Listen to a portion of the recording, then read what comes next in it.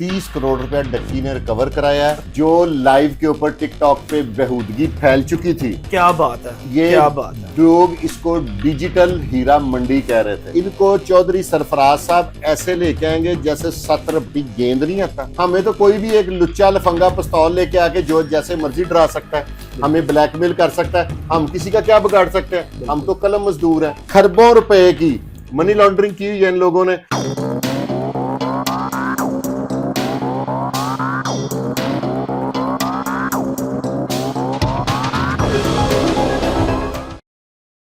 अस्सलाम वालेकुम नाजरीन, मैं हूं आपका मेजबान उमर बलोच और आप देख रहे हैं फुरकान शाह ऑफिशियल।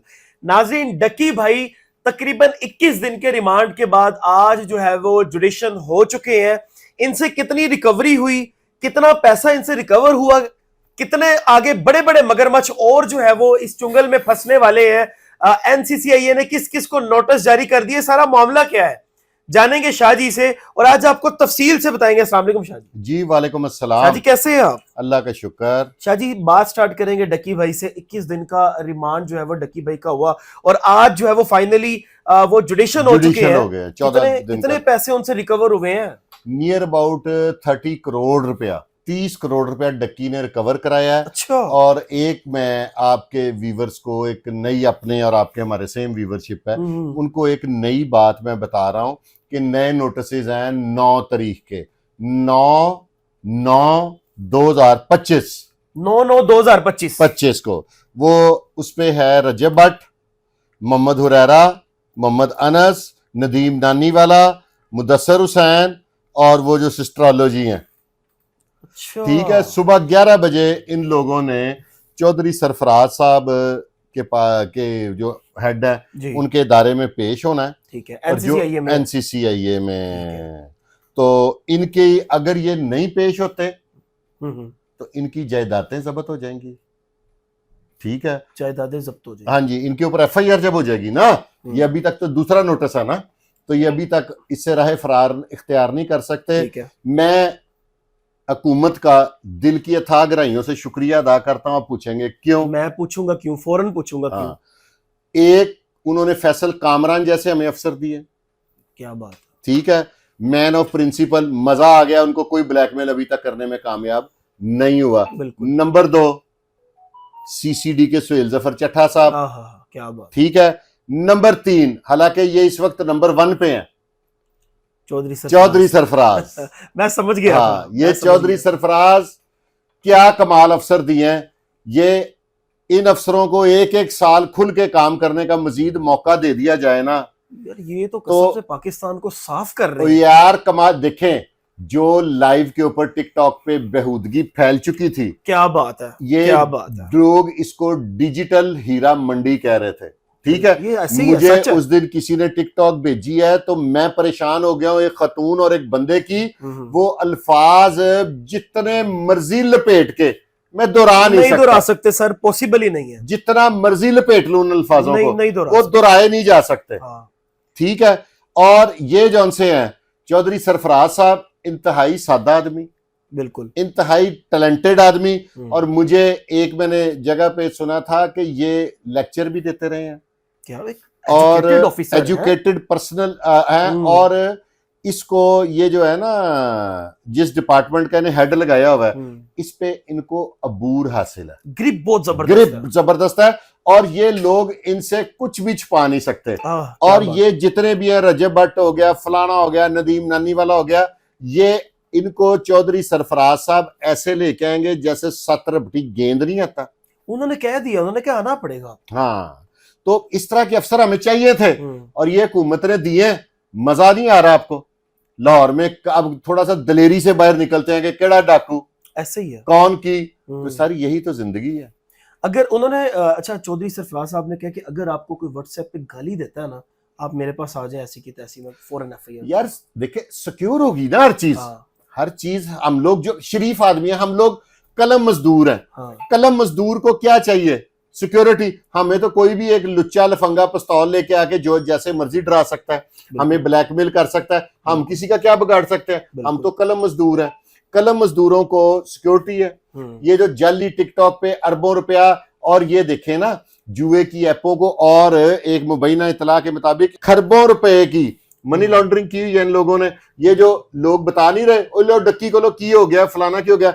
और एक खुशाइन बात और है कि चौधरी सरफराज साहब ने ये भी रिस्पॉन्सिबिलिटी ले ली है कि अब वो जुए की एप्स बंद करने की तरफ जा रहे हैं। ये तो बहुत ही अच्छा इनिशिएटिव है भाई, बहुत अच्छा यार ये मेरी नस्लों को ये क्या अफसर लग गए हैं, ये हमारी नस्लों को सिक्योर कर रहे हैं। हाँ। ये हमें सेव कर रहे हैं, हमारी नस्लों को रेस्क्यू कर रहे हैं। इन क्रिमिनल लो मेंटेलिटी लोगों को, ये जो अनपढ़ से लोग हैं जिन्होंने बच्चों का मकसद, चौधरी सरफराज साहब की एक मैंने बात सुनी थी और ये मैं कई सालों से कर रहा हूं, जब से ये यूट्यूबर्स आए हैं, कि मैं कह रहा था कि पहले बच्चे को पूछते थे कि वो डॉक्टर बनेगा, वो कहता था मैं इंजीनियर बनूंगा, कोई कहता था मैं आर्मी अफसर बनूंगा, अब जिसको देखो वो कहता मैं यूट्यूबर बनूंगा, मैं टिकटॉकर अब बनूंगा। इन टिकटॉकरों यूट्यूबरों का हाल देख के ना अब नई जनरेशन पढ़ेगी, वो ये कहेगी वो टिकटॉक नहीं। ऐसे 30 करोड़ को क्या करना कि उसके दोनों हाथों को हथकड़ी लगी हुई है और वो जलील हो रहा है। सही बात। इस पैसे को क्या करना?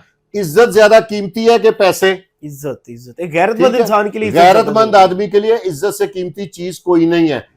मेरे कागजों में तो इज्जत से कीमती आपकी जिंदगी भी नहीं है, ऐसे ही है। ठीक है, तो चौधरी सरफराज साहब आप ये जो काम कर रहे हैं ना, ये हमारी आने वाली नस्लों पे आप एहसान कर रहे हैं। सही बात है, बहुत जबरदस्त जो है वो ये काम कर रहे हैं।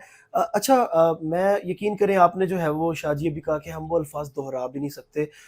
मेरा इत्तेफाक हुआ, मेरे एक बड़े प्यारे अजीज हैं, उनके साथ लाइव आने का। उन्होंने कहा उमर भाई, वो फलाही काम करते हैं, उन्होंने कहा उमर भाई मेरी ब्रॉड पे आप जरा लाइव आए, आप देखें। मैंने कहा यार मैं लाइव आऊंगा अपने टिकटॉक पे, मेरी फॉलोइंग है और मेरे सारे क्राइम बीट के जो है वो मेरी ऑडियंस है, वो देखती है कि क्या क्राइम हो रहा है, किस पे हमारे इदारे क्या काम कर रहे हैं, मैं लाइव आके करूंगा क्या? कहता आप आए तो सही, मुझे क्योंकि इतना अंदाजा, मुझे तो ये था कि गंद होता है।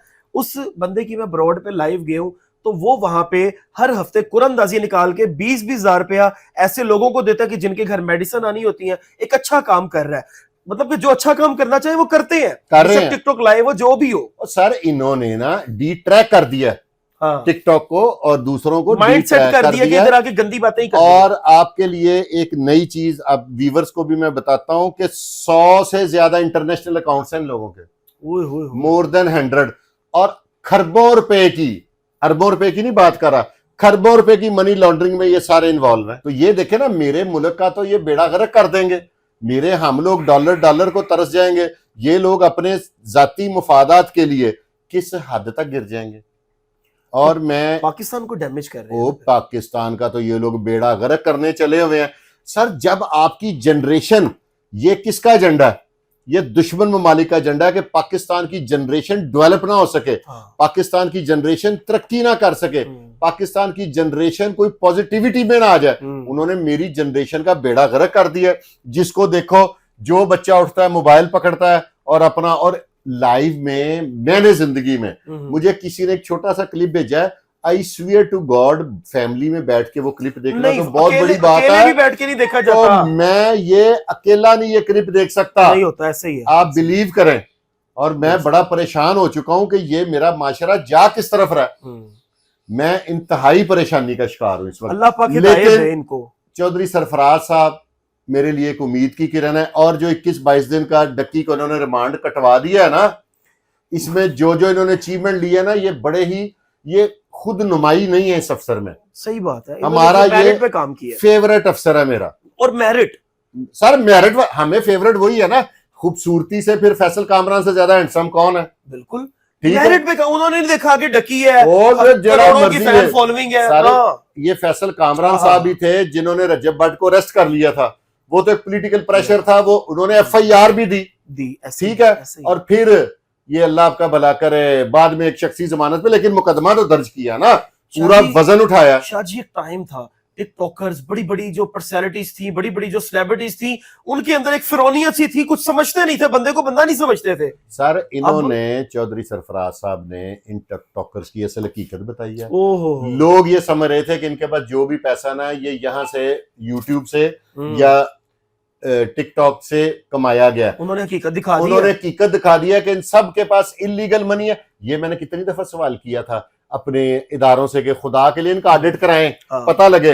एक अगर 30 करोड़ रुपए उसके पास रिज़्क़े हलाल था तो NCCIA को क्या जरूरत पड़ी थी उससे जब्त करने की? क्यों करनी थी? ठीक है, एक ये लीगल सारे तरीके से। झूठे हैं, बच्चों को, गरीब लोगों को गुमराह करते हैं। ये मेरा ड्रीम हाउस ले हाँ। आकर आए थे तो लोगों को शो, ये मैंने रजब भट्ट गाड़ियां दिखा रहा है, फलाना फलानी चीज कर रहा है। अब आया है ऊंट पहाड़ के नीचे, और इसी किस्म के अफसर हमारी रिक्वायरमेंट थी।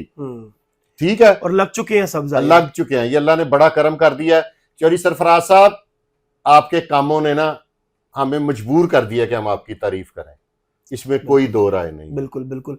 नाजरीन, लास्ट पे जो है वो मैं यही कहूंगा कि हमारे माशाल्लाह सारे इदारे इतने जबरदस्त काम कर रहे हैं और इतने एक्टिव हो चुके हैं कि अब हम सर जो है वो फख्र से बुलंद कर सकते हैं अपना, और हम कह सकते हैं कि हम एक सेफ मुल्क में हैं जहां पे हर चीज का चेक एंड बैलेंस होने लग गया है, जहां पे हर चीज को देखा जाएगा। अगर आप बाहर जा रहे हैं, अगर कोई डाकू अपने जेहन में ये चीज बिठा के बैठा हुआ कि मैंने लूटना है, तो तुम बेटा बच नहीं सकोगे। अगर कोई बंदा ये सोच रहा है कि मैं ऑनलाइन किसी की पिक्चर जो है वो वायरल करके उसको ब्लैकमेल कर सकूंगा, बेटा तुम बच नहीं सकोगे। कोई सोच रहा है कि मैं किसी को कत्ल करके उसके साथ ज्यादती करूंगा, तो आप भी बच नहीं सकोगे। हमारे इदारे जितना जबरदस्त काम कर रहे हैं, हमारे इदारे और हमारे इदारों की अल्लाह हिफाजत करे शाह, आमीन, हमारी ये दुआ है। चौधरी सरफराज साहब, इसी तरह आप बेहतरीन काम करते रहे, और जितने भी ये गुमराह करने वाले लोग थे इनको पकड़ के कानून के कटहरे में लेके आए। अपने मेजबान को दीजिए इजाजत, अल्लाह नहीं।